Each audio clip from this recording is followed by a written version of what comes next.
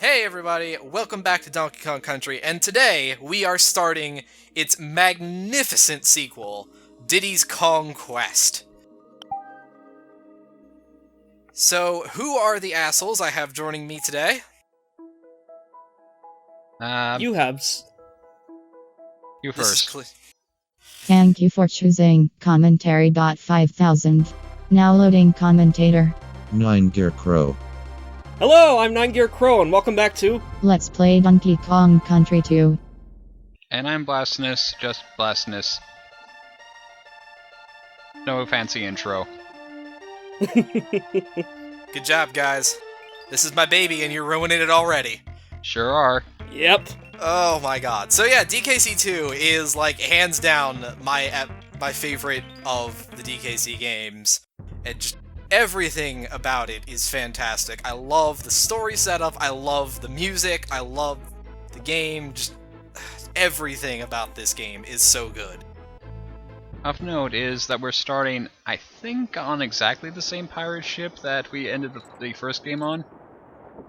It sure is! This is the Gangplank Galleon, the same thing, the same place we beat K-Rool. I guess we kind of moved in and just started squatting. Eh, you know, he's not using the place, so what the hell. I guess you could probably rationalize this as, you know, the economy in Congo Bongo once again has gone so far to shit that the Kongs have now resorted to actual naval piracy to get by. And oh hey, new buddy. Yep, so this is Dixie, or at least, you know, her introduction in the actual franchise. And unlike in Tropical Freeze, in this game she gives you a hover, which lets you slow down your descent. It is not... I won't say it's not super useful, but it is in general not quite as amazing as it sounds. Nonetheless, it's a bit of a crutch if you need it. Also, one very important thing to note, we do not have a heavy character like DK. There will be enemies like Crusha, and we have no way of killing them without getting a barrel. Or, for certain enemies, can't you do the new special mechanic that we haven't explained yet? You can! And, oh, for fuck's sake. Oh, really? Oh, Jesus. Well done. Well done. Right, alright, so one thing at a time here. First, yeah, Rambi's back, as are most of our animal buddies. And, most of them now have a special A move that you can hold to charge up, and that allows you to do things... It's a special ability for each one. On Guard and Rambi get that charge that allows them to just break straight through walls. Squitter, well, we'll talk about Squitter since he's new. But, actually I think almost all of them are new at this point, other than those two. And Squawks. Squawks is a real animal buddy now, but we don't talk about him. Say goodbye to Espresso. And he will never be missed. Yeah. So, one thing you might have noticed, there was that big yellow DK coin.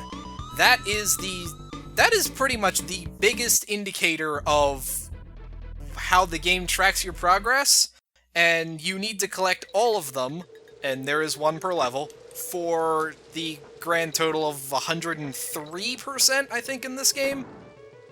Also of note, doing the bonus games actually gives you coins now, and the coins are actually needed for something.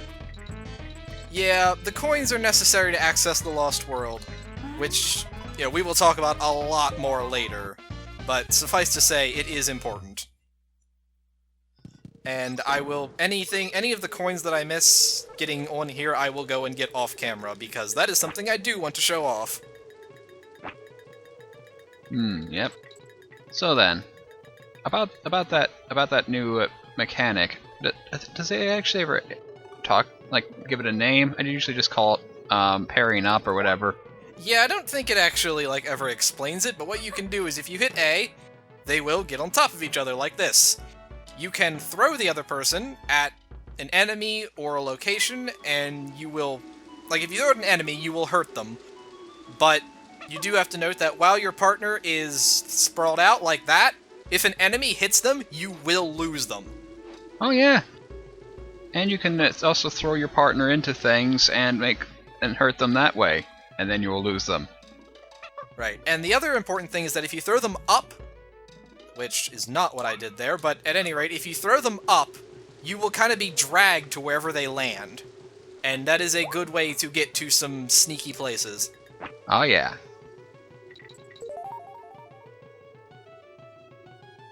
But anyway, big thing I want to talk about here is the soundtrack. Just David Wise did an absolutely phenomenal job. Completely outdid his work with DKC1 here. Like, I can't even think of a single song on the soundtrack I don't like. I'm sure that I could name one if I had the whole soundtrack in front of me, but no, really, yeah. I like pretty much all of them. And cannonballs. These are also new. Yeah, the cannonballs are a special kind of bonus area. They're not in every level, but the ones that do have them, you have to drag the cannonball to the cannon to load it, and then at that point you can play a little bonus game. It is the only way to reach this bonus game, so that is kind of obnoxious. And if you fail the bonus game, you will have to drag the cannonball all the way back to the cannon in order to get another shot at it. So shades of Donkey Kong 64, I see. One nice thing about the cannonball, though, is that it's basically an infinite use barrel that stays in place when you throw it, so you can just pick it up and throw it again. Like, it's very handy. Yeah, and expect to see me use that team-up move to reach all kinds of stuff that's hidden just out of reach, because that is pretty much its primary purpose. DKC2 adds quite a few mechanics that become super useful. Like, I can't think of anything where you don't end up using it a heck of a lot in the course of the game. Like, even Dixie's floating thing is completely essential for a few secrets I recall. Oh, absolutely, yeah. Yeah, the game, if you want to find absolutely everything, the game will expect you to use every single trick in the book. I don't like that. It rewards actually getting good at the game. Like, I mean, you could get through the entire game without knowing some of the mechanics, but actually, is that true? Like, I do kind of question that. Could you get through the entire game without parrying up once? Probably not. I wouldn't imagine anyway. I think you might beat the game, maybe, but you wouldn't be able to get hardly any of the secrets in it. Because, like, I never actually owned Donkey Kong Country 2. I rented it a couple of times, and I got probably about halfway through it, and just like over the course of like general gameplay and like exploring everything that you can do, you will eventually tweak on to the team-up mechanic. So, like, I could say probably just like, again, through dumb luck and through exploration, you'd probably be able to find out what its use is and make use of it. But yeah, that is a good question about whether or not you can get through an entire game without ever using it properly. Alright, so, yeah, here's kind of what Blast was alluding to. We could kill this guy with the DK barrel, but you can also just throw Diddy at him. Darn right. That is one of the few uses that move has offensively. For the most part, you're just going to be using it for maneuverability purposes. Well, also, if there's a guy hogging a ledge above you, then you can use your buddy in order to clear it out a little bit so you can jump up safely. Oh my. Also, so obviously that barrel is it's an invincibility. Let's not mince words. It pretty much just lets you do anything and everything, and ignore just about every kind of threat it can throw at you. You can even bounce on those annoying bug thingies whose name escapes me. The zingers? Yeah. Yeah, there will be levels that implement that later. Suffice to say that, like this game is just so full of little touches and new mechanics that, you know, if you can imagine a use for something, chances are that Rare did too. Ah, yeah. Alright, so Kong College here is kind of important, because this is how you save your game. As a matter of fact, you notice that thing where it says saving is free? I'm pretty sure that there are occasions where they do start... Ah, yeah, right there, they start charging you for multiple saves. Yeah, so basically the first time you come to any given Kong College, you get a free save. Every time after that, it will cost you 2 coins. It's not the best mechanic in the world, I don't think. That's one of the few serious missteps I think this game has. Water levels. I love this song. Oh my god, yes. Lockjaw's Locker has an amazing water sound. I don't know what this song is like officially called on the soundtrack, but yeah. I think it's I think it actually is called something Lockjaw. Darn. I'm gonna need to look this up now. Whoops. Alright, so yeah. The mechanics haven't changed a whole lot. You are still pretty much helpless underwater without On Guard. As you can see, I also got owned by that fish. That is Lockjaw himself. What he does is he takes a second to kind of aim at you, and then he just flies straight at you. Again, it is really hard to dodge without having On Guard handy. Okay, so apparently the theme for Lockjaw's Locker is Lockjaw's Saga. Mystery solved. Okay, sure, I'll take it. I always just called it Lockjaw's Locker. So here, the bananas are helpfully pointing us in the right direction. Yes, On Guard gets a dashing move, just like Rambi does. I thought he already sort of had that, but I guess they just made it better for DKC2. He sort of does, but, like, the way it works is, like in DKC1, you didn't have that, like, prolonged charge, you just had, like this little lunge. Yeah, you have a series of thrusts, but you don't have the charged up one. Also note that the hitboxes have, they're better, but they're not significantly better. Yeah, it's not precisely clear whether stabbing up and down will kill the enemy or just hurt On Guard. Also, I'm pretty sure you just murdered On Guard there by just dragging him out of the water. Well, no, sort of. I mean, like, you know, morally speaking, we probably did, but you actually can use On Guard on land. Oh, what? He is very, very slow, but he will kind of drag along. Oh god. Yeah, if you stab repeatedly, you can just have him slowly inch across the ground. I don't know if that's better or worse than what I was imagining. Also, those things, they're obnoxious. Also, gotta be quick here, otherwise you're not gonna get the DK coin. Yeah. This game likes to do a lot of tricks with rising and falling water. None of the water levels are really static, as far as I remember. Yeah, I don't know if I can think of any off the top of my head. But yeah, okay, so here's Swanky. Swanky is great because he gives you a chance to get a whole bunch of extra lives for basically nothing. Ah, yeah. And he just asks you questions. For example, what is my name? Is it Wonky or Stinky? I don't know. I don't know, man. Might be tricky. And then, you know, like I said, they start easy, but they do actually get quite challenging. Especially the ones for the 3 life balloon. They are actually legitimately really hard. Like, you had to have been watching the background of the cabin that we started the game in. Oh god. Yep, but honestly, that's the good kind of trivia. The sort of stuff where, you know, if you were paying attention, you'd know it, but they're not going to make it easy on you. Yeah, not like shit like pick a color, red or black, pick a direction, up or down, like...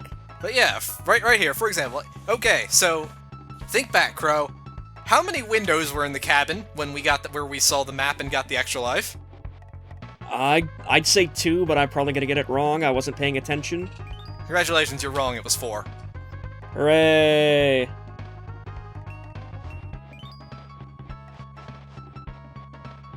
Alright, here's your chance to redeem yourself. Which of these was not in the cabin? Probably a gun. Good call. You actually got that one. Alright, because I do remember the map being there. And I definitely remember the sword. Also, I love the idle animations. Yeah, Dixie just plops down and, like, whips out a juice box, and... Ah, juice boxes. Can you get more 90s than that? I don't know, let's find out. Alright, so here's our first new animal buddy. This is Rattly the rattlesnake, and he is basically just a giant spring. And I love it.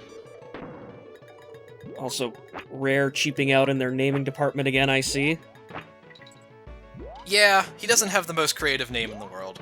Although, one thing I love about Rattly is he actually has his own variant of the roll jump, if I remember right. Like, he has this kind of weird thing with his physics where he can jump after sliding off the platform. You are absolutely correct. Basically, his physics are really weird and fun as a result. I'm also liking the fact that they give you the hooks there to utilize in case, like, you, for whatever reason, didn't pick up Rattly or lost him at any point.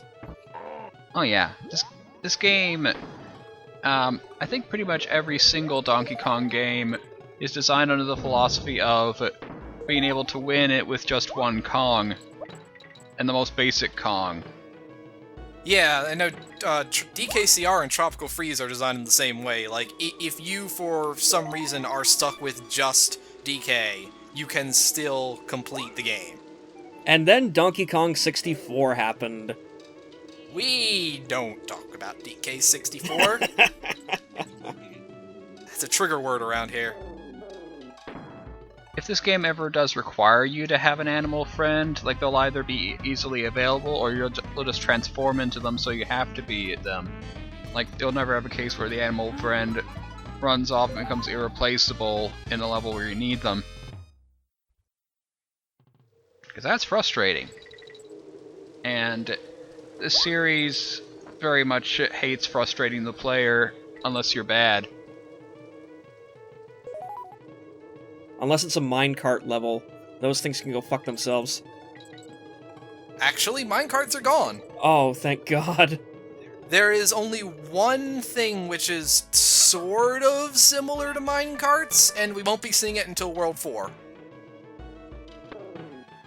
Yeah, minecarts are completely absent from this game, but there will be riding in a vehicle of some variety. Alright, and then that brings us to the first boss of the game. It is in fact my good friend and co-commentator, Pirate Crow. Oh, sweet. Yes, that is exactly what I look like in real life, pirate hat and all. The answer is, of course, we are just going to take his eggs and throw his children at him. Hey, he started it. Like, if he doesn't have any respect for his young, why should we? Wouldn't be a Donkey Kong game without some form of existential horror in it. Yeah, also of note, there are a couple coins up on top of his nest. It's pretty easy to get to if you time a jump well or you do the pair up. Fortunately, it's also... I will say that he's kind of hard to dodge. Like, if you get caught behind him, like, you've got to be really precise with your jump to get over him. I'm pretty sure, though, you can just duck in a corner and he'll miss you.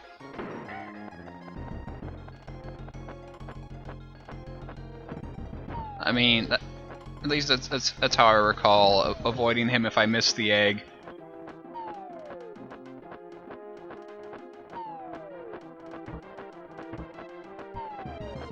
Wow, this pirate crow got busy. Yeah. I'm also kind of just impressed on a technical level, like how much of a step up this first boss is from like the first boss in the original Donkey Kong Country, where it's like literally just jump over him, then jump on his head 3 times, and that's it. Ah, yes, really naughty. No, that was regular naughty. Really naughty was the World 4 boss. Which was the exact same thing, except he jumped high instead of far.